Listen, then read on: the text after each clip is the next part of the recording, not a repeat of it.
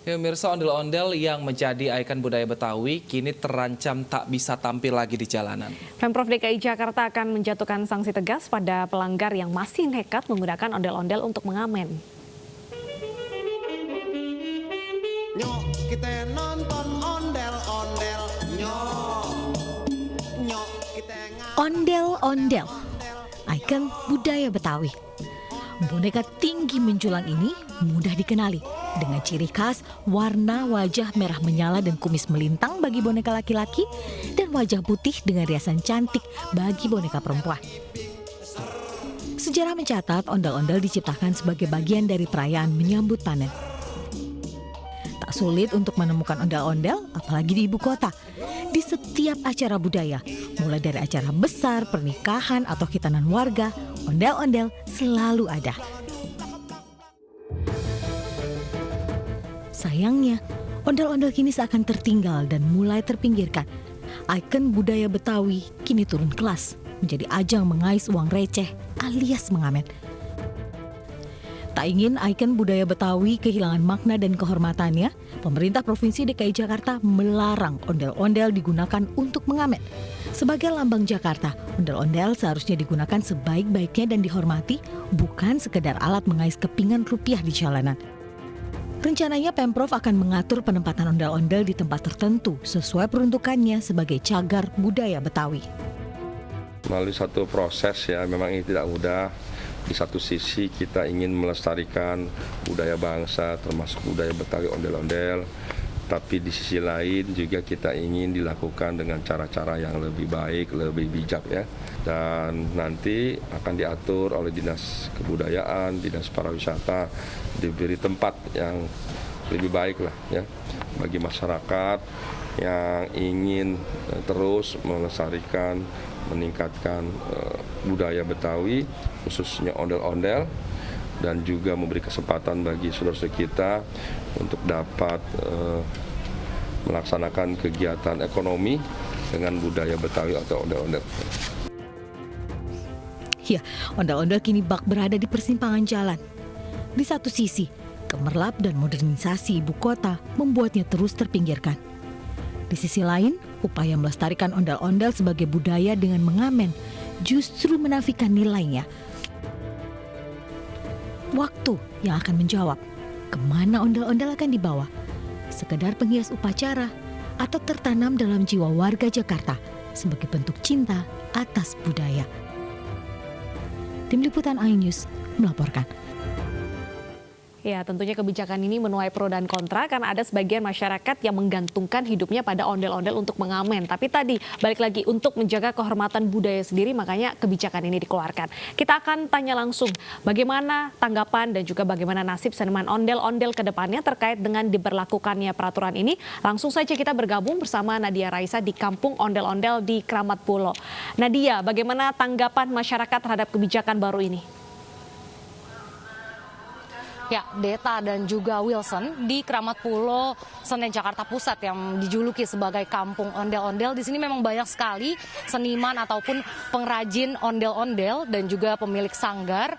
Dan menurut pantauan kami, tapi memang banyak juga yang menyewa untuk berkeliling ataupun menggunakan ondel-ondel sebagai sarana untuk mengamen. Nah, untuk lebih lengkapnya lagi, saya akan bertanya-tanya langsung dengan pemilik Sanggar Al-Fathir, yaitu Bapak Denny Al-Fathir. Ya Pak, ini kan sedang marak ya fenomena ondel-ondel digunakan untuk mengamen. Iya. Nah, tanggapan Bapak nih sebagai pengrajin ondel-ondel itu bagaimana Pak? Kalau untuk tanggapan saya untuk mengamen ondel-ondel, sekarang perdanya ini kan udah turun dari dinas dan kebudayaan. Memang kalau untuk ondel-ondel ini kan udah marak sejabotabek. Kami dari komunitas ondel-ondel DKI Jakarta dan pelestari ondel-ondel lagi membenahi masalah ondel-ondel ngamen. Dengan perdanya turun, boleh ondel-ondel diamenin sesuai dengan pakemnya. Alat musik lengkap, ondel-ondel sepasang. Itu aja yang saya kasih ini. Nah, berarti dengan larangan nih dari pemerintah untuk ondel-ondel mengamen secara liar mungkin untuk mengambil keuntungan dari situ, Bapak setuju dengan kebijakan yang dikeluarkan ini? Kalau untuk kebijakan saya, jadi kebanyakan begini.